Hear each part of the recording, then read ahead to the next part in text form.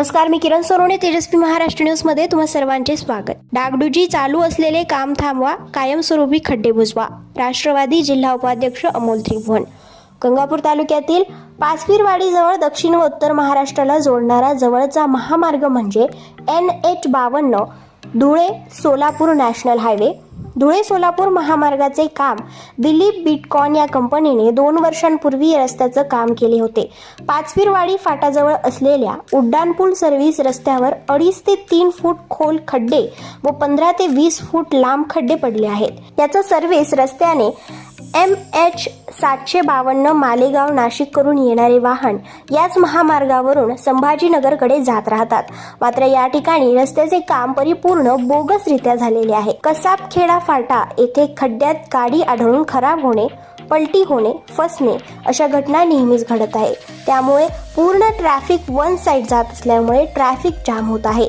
अपघाताची संख्या वाढलेली आहे. त्यामुळे संबंधित कंपनी हे रस्त्याचे काम करत असताना हलगर्जीपणा करत आहे. काम करत असताना त्यांनी तोच रस्ता उघडून त्याला रोलर फिरवत आहे.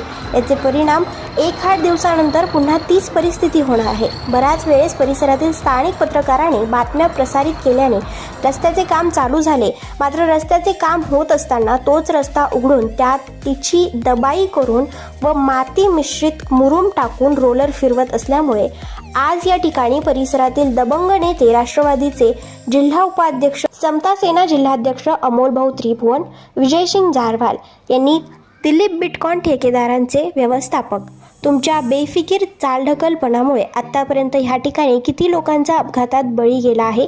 या खड्ड्यामुळे वन साइड वाहतुकीमुळे याला संबंधित तुमची कंपनी जबाबदार आहे असे खडे बोल सुनावले. चांगले धारेवर धरले. काम व्यवस्थित करा, नसता बंद करा असे ठणकावले व रस्त्याचे काम पूर्णपणे बंद केले. यावेळी या ठिकाणी महामार्ग पोलीस खुलताबाद उपस्थित होते. या ठिकाणी चालू